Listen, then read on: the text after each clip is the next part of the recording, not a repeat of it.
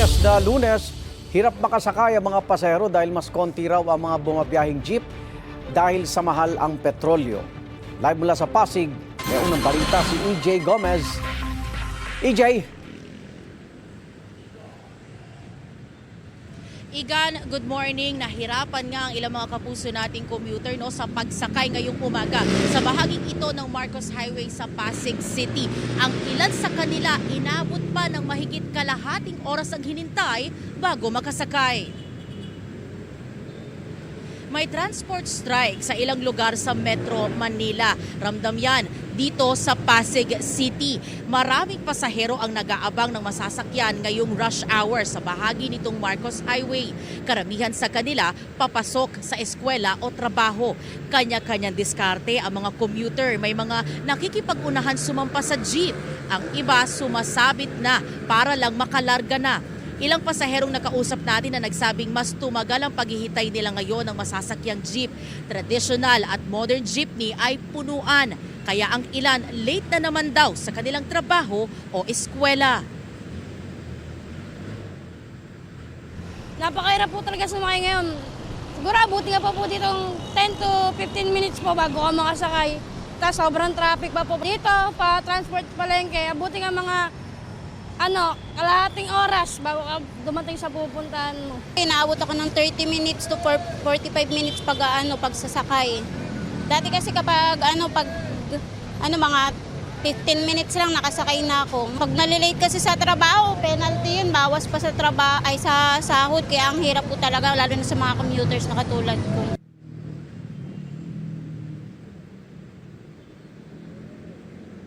Igan, itong nasa unahan namin ay pila ng mga jeep. May mga punto na talaga napupuno ng mga tao. Tapos kapag may dadating na jeep, talaga nag-uunahan sila sa pagsakay. Kaya agad naman nakakalarga yung jeep. Dito naman sa aking likuran, kapag may mga humihintong jeep, kanya-kanya rin ng pagtakbo yung mga kapuso nating commuter para lang sila ay makalarga o makasakay na papunta sa kanilang eskwela o trabaho. Meron namang mga traffic enforcer na nagmamando para maibsan yung traffic sa bahaging ito ng Marcos Highway. Yan muna ang latest mula rito sa Pasig City. EJ Gomez para sa GMA Integrated News. Nilatag ni Pangulong Bongbong Marcos sa mga hakbang ng gobyerno para sa mga tsuper, ngayong patuloy na tumataas ang presyo ng petrolyo. Ayon naman sa Ibon Foundation, higit pa sa ayuda ang kailangan ng bansa, lalo't posible raw na magtagal pa ang problema. Yan ang unang balita ni Mark Salazar. Kapansin-pansing nag-uumpukan lang ang mga delivery rider at motorcycle taxi sa piling lugar gaya ng bus terminal na ito sa EDSA. Walang umiikot para makarami ng booking. Ngayon daw kasi bawat patak ng gasolina dapat nasusulit. Ngayon, nagpapultang po ako ngayon ng 300. Kita ko pa lang po ngayon 300. Alas 12 na. Nung maliit pa yung gasolina, sa magdamag ko 2,000. Malinis na yun. Malinis na yon.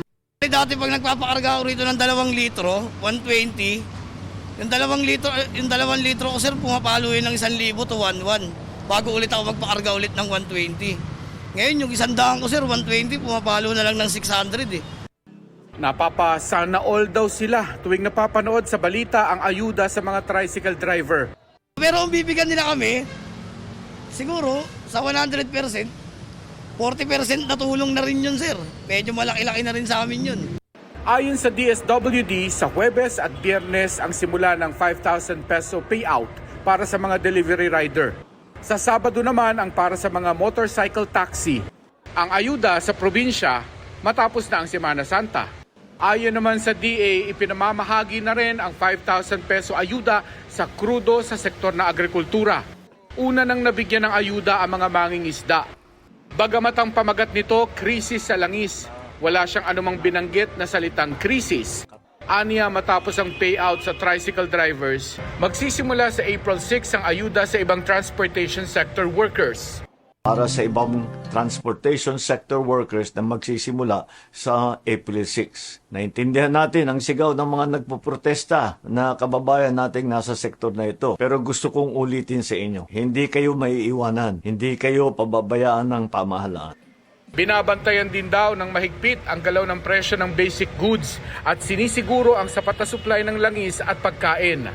Ang kailangan daw ngayon, sabi ng Pangulo, Ngayon ang panahon para magtulungan. Ngayon ang panahon para maipakita natin sa buong mundo ang katangian ng bayanihan na nasa puso ng bawat Pilipino.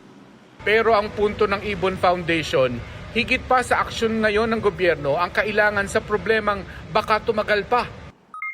Huwag natin ikatuwa na yung ayuda na binibigay ng gobyerno, hindi para sa lahat na nangangailangan, hindi sapat para sa pangangailangan. Para sa kalandalian lamang, mga one-time lang, parang hindi naman yata isang linggo lamang itong krisis. Walang duda, aabot na ng katapusan ng taon, malamang kay hindi, aapaw pa to into 2027. Ang pangamba rin ni Senador Win Gatchalian, aabot nga sa oil crisis ang sitwasyon, kaya madaliin daw sana ng gobyerno ang pagtugon. Papunta na tayo doon. Halos 3 linggo na itong krisis na ito o yung pagtaas ng presyo ng langis at magkakaroon kasi itong tinatawag nating second round effects or spillover effects sa pagkain, sa sweldo, sa minimum wage at kailangan i-monitor natin mabuti yung sitwasyon. Kaya mga rider at iba pa, tuloy ang kayod para mabuhay. Dumating man ang tulong ng gobyerno o hindi. Pamilyado kami sir, kailangan talaga namin tumuloy sa biyahe. Laban lang. Ito ang unang balita. Mark Salazar para sa GMA Integrated News. Tuluyan daw na isasara ng Iran ang Strait of Hormuz kung tatargetin ng Amerika ang kanilang mga power plant. Yan ang sagot ng Iran sa banta ni US President Donald Trump na atakihin nila ang planta ng Iran kung hindi bubuksan ang Strait of Hormuz na dinaraanan ng malaking supply ng langis mula sa Middle East. Dagdag pa ng Unified Combatant Command ng Iran, aatakihin din nila ang energy infrastructure ng Israel kung itutuloy ng Amerika ang banta. Nagbigay ang Amerika ng 2 araw para buksan ng Iran ang Strait of Hormuz. Pebrero na magsimula ang gulo sa Middle East matapos ang pag-atake ng Israel at Amerika sa Iran.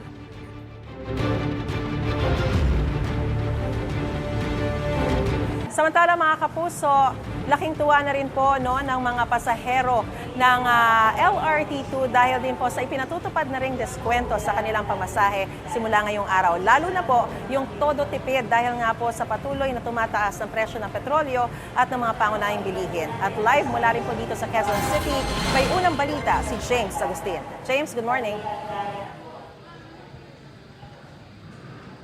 Maris, good morning. Malaking tulong lalo na doon sa mga minimum wage earner na suki nitong LRT2, yung 50% na discount sa pamasahe sa buong linya nito simula ngayong araw. Yung mga nakausap natin, ang mga pasahero, sinasabi nila ilalaan na lang sa ibang gastusin yung matitipid nila sa pamasahe.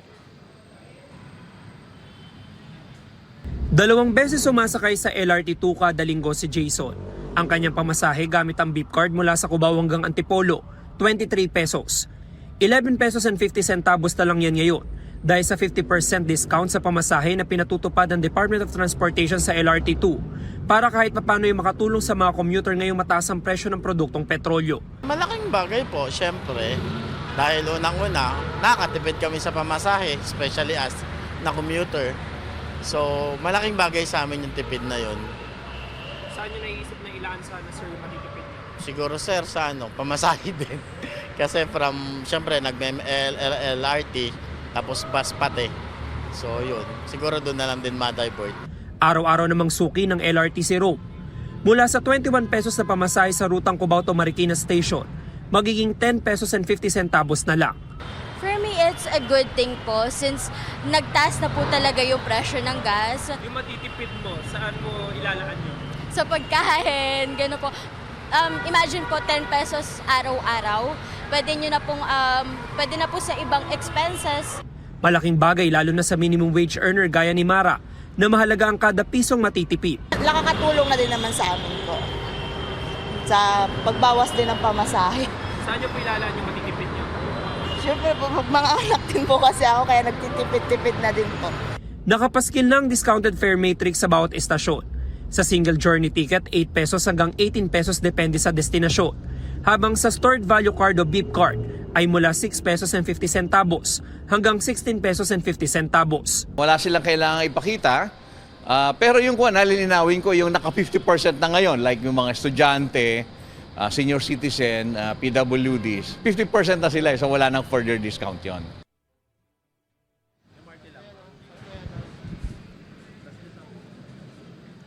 Samantala, Marie, sa tala ng LRTA, umaabot sa 210,000 yung mga pasahero na daily average na sumasakay sa buong linya nitong LRT2. Mula po araw ng Lunes yan hanggang Linggo. Yan yung bilang na inaasahan ng LRTA na makikinabang araw-araw dito sa 50% na discount sa pamasahe. Yung manilitas mula po dito sa Cubao sa Quezon City. Ako po si James Agustin para sa GMA Integrated News. Tinaas sa Alert Level 1 ang Bulkang Bulusan sa Sorsogon matapos ang naitalang low-level unrest kahapon. Papanayan po natin si FIVOC Director Dr. Teresito Bacolcol. Dr. Bacolcol, magandang umaga po. Yes sir, magandang umaga din po sa inyo. Kamusta po pagbabantay natin dito sa aktibidad ng Bulkang Bulusan? Okay, so batay sa monitoring natin may pagtaas na activity ang Bulusan Volcano. So mula March 15, nakapagtala tayo ng more or less 475 volcanic earthquakes.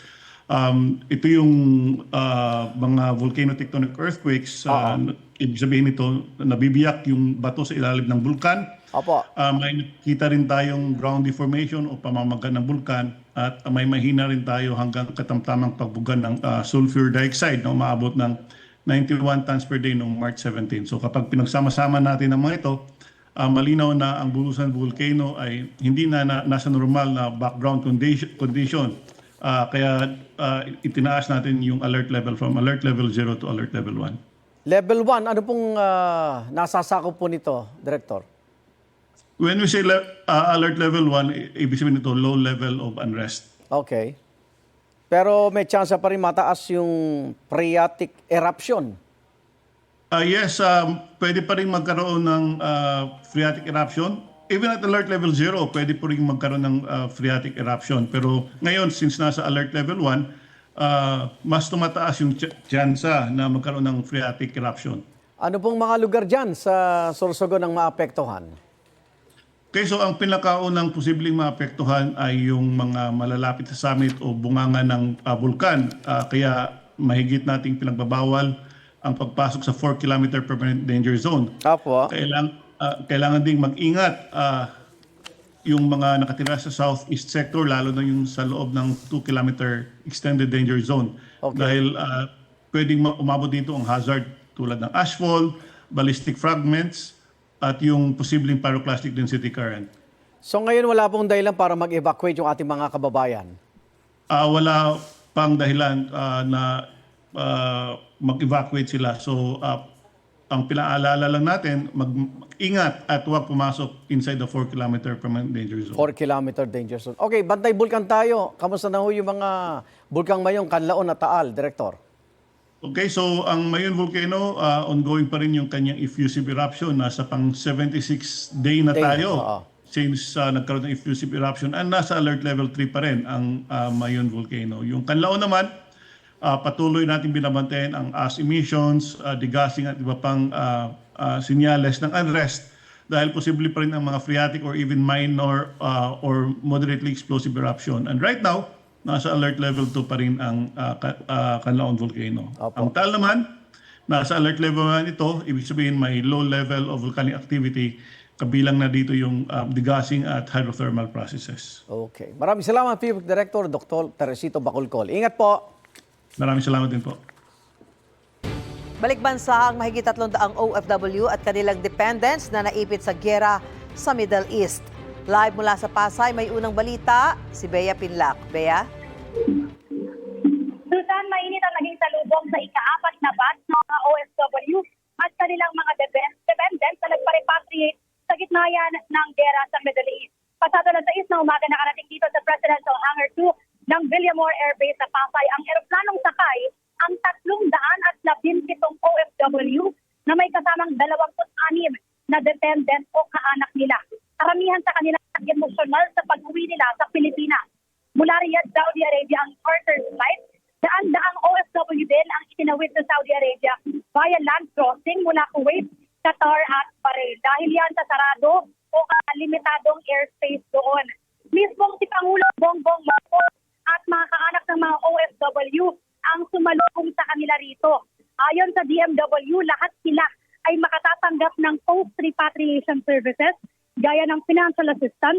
employment facilitation at livelihood capital.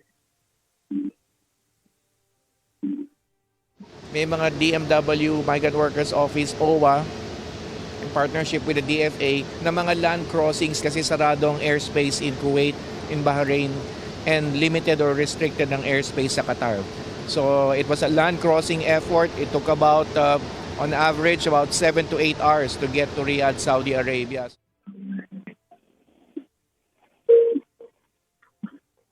Susunod hindi bababa sa 1,200 pang OFW at mga dependents nila galing UAE naman ang inaasahan pang may uuwi rito sa Pilipinas sa mga susunod na araw.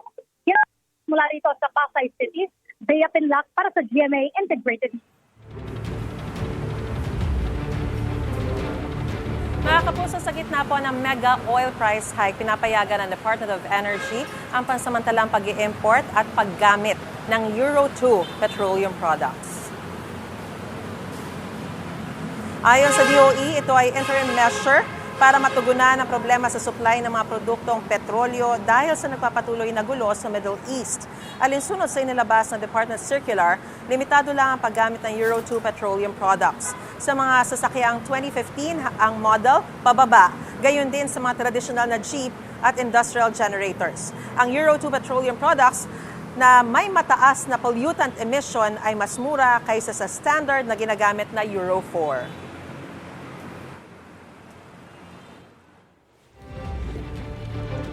Pinabulaanan ng Land Transportation Office, LTO, ang kumakalat na impormasyon online kaugnay sa umunoy taas singil sa pagpaparahisto ng sasakyan. Ay sa LTO, peke ang mga post sa social media nagsasabing nagtaas sila ng singil ng halos 100%. Red flag yan dito sa rated UB. Hindi kaya ng LTO ang publiko na wag nang maniwala at wag na rin magkalat pa ng mga maling impormasyon. Para sa mga opisyal ng anunsyo, magpunta lamang po sa official website at social media pages ng LTO. Samantala mga kapuso, kasabay po ng spring o ng vernal equinox itong weekend ay sama-samang nagtipon sa paanan ng Pyramid of the Sun sa Mexico ang mga turista. Doon ay nagsagawa sila ng ritual sa paniwalang makakakuha sila ng dagdag na enerhiya o lakas kasabay ng vernal equinox. Ang ilan sa kanila ay nagpatugtog at umawit. Ang iba, itinaas ang kanilang mga kamay paharap sa araw. Ang Pyramid of the Sun ay kilalang pinagdarausan ng mga pagtitipon tuwing may astronomical event gaya na lang nitong equinox. May ilang bisita naman ang inaliw ang mga sarili sa pagsakay o sa panonood sa mga hot air balloon. Paalala mo mga kapuso, stay safe and stay updated. Ako po si Anjo Pertiera. Know the weather before you go. Para Mark Safe lagi. Mga kapuso. Laugh trip ang hatid sa netizens ng gimmick na isang fur parent sa kanyang alagang pusa sa Carmona, Cavite. Kwento ni News Cooper Ria Carla Aguilar, naisipan niyang biruin ang alagang si Sushi. Naghimahimatayan siya para makita ang reaksyon nito. Ang hindi in-expect ni Ria ang tila pagsigaw ng fur baby sa kanyang tenga. Napabangon tuloy si Ria at natawa rin sa kanyang prank. Ang kanilang nakakatawang bonding may mahigit 800,000 views na.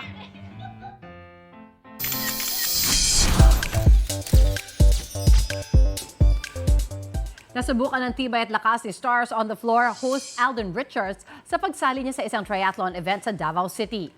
Pambato ng celebrity team si Alden para sa bike course ng kompetisyon. Kasama niya si Will Dasovich para sa swimming at si Nico Bolzico naman para sa run. Natapos ni Alden ang bike course sa loob ng 2 hours and 58 minutes at nakuha nilang tatlo ang 9th place among more than 70 participants. Napapanood si Alden bilang host sa Stars on the Floor tuwing linggo, 7:15 p.m. dito sa GMA. Congrats, guys! Nice one! Samantala, may bagong role na gagampanan si Sanya Lopez sa upcoming film this May.